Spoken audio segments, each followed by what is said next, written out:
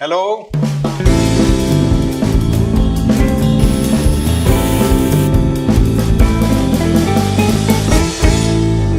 Tile cutting के बारे में हम थोड़ी जानकारी लेते हैं। थोड़ी नहीं, थोड़ी ज़्यादा ही जानकारी हमको चाहिए, क्योंकि टेक्निकली ये बहुत ही कॉम्प्लेक्स सब्जेक्ट है और कुछ जानकारी न होने की वजह से नुकसान बहुत ही भुगतना पड़ता है, उससे हमको बचना है। बेसिक टूल की जानकारी के बाद प्रोफेशनल टूलिंग की बात आती है कि ऐसे वो कौन से टूल्स हैं जिसको साइट पर इस्तेमाल करने से हमारी वर्कमैनशिप भी बढ़ेगी, टाइम कंजम्पशन जो है वो भी कम होगा और रिज़ल्ट अच्छा मिलेगा, कम समय में ज़्यादा काम हम कर पाएंगे। तो बेसिक टूल की बात करता हूँ कि टाइल कटिंग में हमारे पास dry cutting non electric cutter machine होना ज़रूरी है। कुछ फॉर्मेट्स की टाइल समझ लीजिए स्ट्रिप्स में हमको काटना है और जल्दी उसका रिजल्ट पाना है, तो ड्राई कटिंग में ये जो टूल काम आएगा आपको, उससे बेहतर कोई इलाज नहीं हो सकता। अगर हम ब्लेड से काटते हैं रेगुलर कटर मशीन से, उसमें कभी कभी लार्ज फॉर्मेट टाइल्स में because of its the total area that is covering, formats बड़ा होने की वजह से वाइब्रेशन काफ़ी उसमें से आता है। और दूसरा होता है कभी कभी मेसन्स के जो टूल हैं कटर मशीन, उसका अलाइनमेंट ठीक नहीं होता है, बुशर ठीक नहीं होता है, शाफ्ट में इश्यू आता है, उसकी ब्लेड जो है वो वाइब्रेट करती हैं, वो नज़रअंदाज किया जाता है और टाइल वहाँ पर क्रैक मार जाती है। इससे बचने के लिए हम ऐसे, देखिए ये सारी पीड़ाएं थी इंडस्ट्री की, तो उसमें ये इन्वेंशंस आए, तो इस इन्वेंशंस के आधार पे जो हमारे पास सॉल्यूशन है उसका हम इस्तेमाल करें। तो dry cutting non electric cutter machine का ज़्यादा से ज़्यादा बड़े फॉर्मेट्स को जस्टिफिकेशन देने के लिए आप कर सकते हैं और इससे रेट ऑफ वर्कमैनशिप जो है वो बढ़ता है।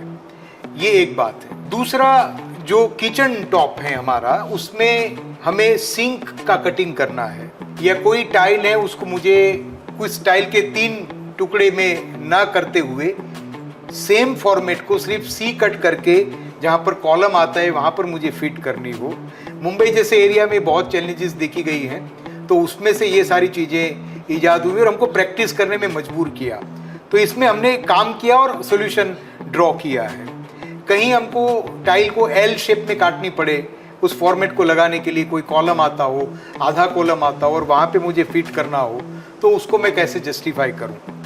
देखिए, जितने एंगल्स क्रिएट होंगे, जैसे समझ लो कि मुझे सिंक कटिंग करनी हो और उसमें एक रेक्टेंगल कट करना हो, चूंकि ये पोरोसिटी वाली टाइल नहीं होती है इसलिए इसका ब्रिटलनेस भी ज़्यादा होगा, हाई बल्क डेंसिटी होती है, वाइब्रेशन बहुत आएगा और ये हार्ड मटेरियल होने की वजह से अगर कहीं पर भी जहाँ क्रॉस आएगी, जो मार्बल की प्रैक्टिस आमतौर पर मेसन्स करते हैं, वो टाइल में कभी सफल नहीं होता है।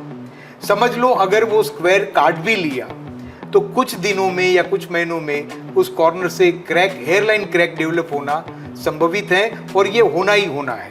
इससे बचने के लिए हमको डायमंड कोर बीट का इस्तेमाल करना है। कोर बीट का इस्तेमाल अलग अलग फॉर्मेट्स के लिए होता है, अलग अलग होल साइज के लिए होता है। 8 mm से लेके 65 mm तक के कोर बीट्स मिलते हैं बाजार में।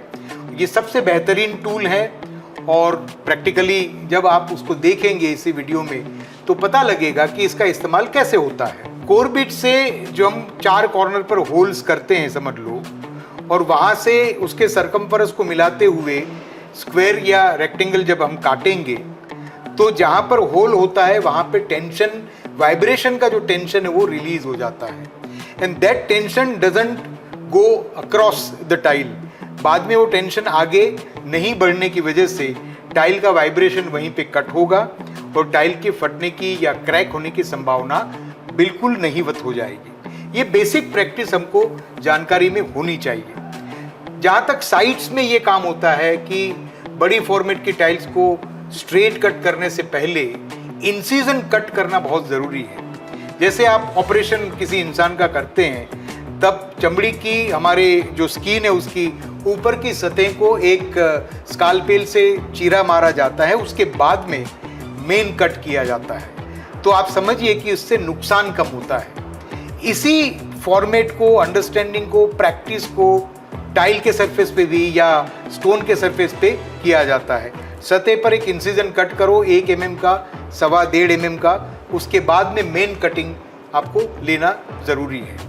ये भी समझिए कि आपका अच्छा सैंडबिट बना हो, वहाँ पे ठीक से माचन बना हो, टाइल को किसी भी होलो सरफेस पे ना रखें, फ्लैट सरफेस पे रखें और गद्दी जैसी सरफेस उसको प्रोवाइड करें जो सैंड ही आपको प्रोवाइड कर सकती है। उसके बाद में इसके कटिंग्स को आप जो है फॉलो कीजिए। इन बेसिक्स टेक्निक्स को अगर आप फॉलो करोगे तो नुकसान से बचोगे, हमारा टाइम बचेगा और बेहतर रिजल्ट की ओर हम अग्रसर हो पाएंगे। उम्मीद करता हूँ कि ये बहुत ही बुनियादी जानकारी आपको बहुत बहुत काम आएगी। प्रीमियम का पप्पा।